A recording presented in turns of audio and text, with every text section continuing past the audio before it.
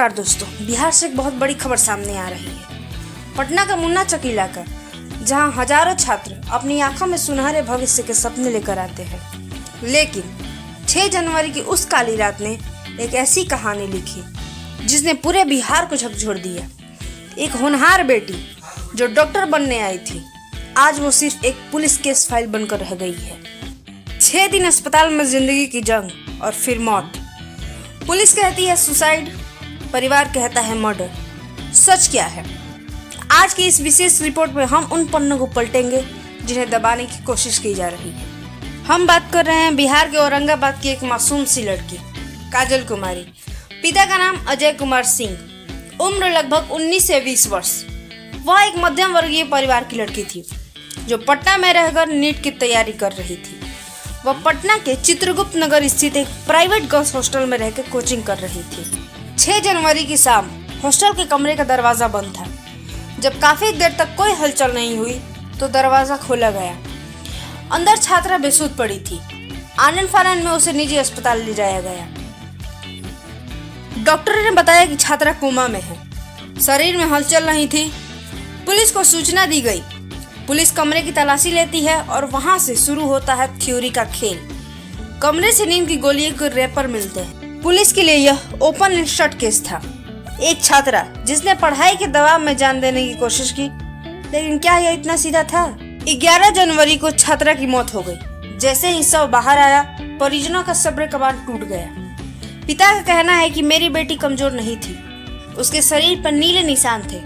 Hospital वाले कुछ छुपा रहे हैं। पुलिस जांच नहीं कर रही है, बस मामला रफा दफा कर रही है। परिजनों ने सीधे तौर पर सामूहिक दुष्कर्म और हत्या का आरोप लगाया। उन्होंने सवाल उठाया कि अगर उसने सिर्फ गोलियां खाई थी तो शरीर पर चोट के निशान कहां से आए? हॉस्टल के सीसीटीवी फुटेज में क्या था? क्या उस रात कमरे में कोई और भी दाखिल हुआ था?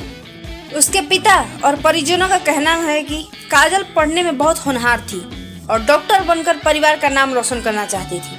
परिवार का मानना है कि इतनी मजबूत इरादों वाली लड़की आत्महत्या नहीं कर सकती, इसीलिए वे सीबीआई जांच या उच्च स्तरीय निष्पक्ष जांच की मांग कर रहे हैं। इस मामले में पुलिस का पक्ष यहाँ बिल्कुल अलग है।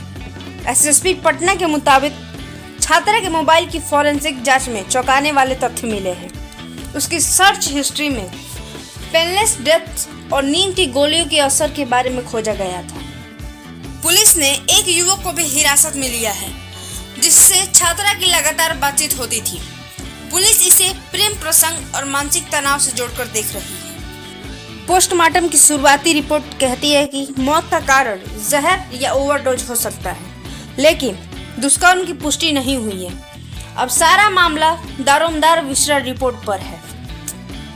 अब यहाँ पर कई सवाल खड़े होते हैं। क्या हॉस्टल की सुरक्षा में चूक थी?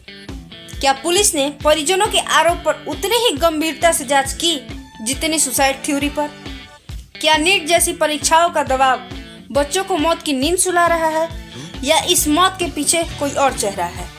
बिहार की जनता इंसाफ मांग रही है। औरंगाबाद से लेकर पटना तक मांग सिर्फ एक है, निष्पक्ष जांच। अगर यह आत्महत्या है तो उकसाने वाला कौन है, और अगर यह हत्या है तो हत्यारे अब तक खुले क्यों हैं? सच को ज्यादा दिन तक दबाया नहीं जा सकता। फोरेंसिक लैब की रिपोर्ट इस राज से पर्दा उठाएगी। तब तक हम और आप सिर्फ उम्मीद कर सकते हैं कि इस बेटी को न्याय मिले। आपकी इस मामले पर क्या राय है? कमेंट में जरूर बताएं और सभी अपडेट्स को जानने के लिए चैनल को सब्सक्राइब करना ना भूलें।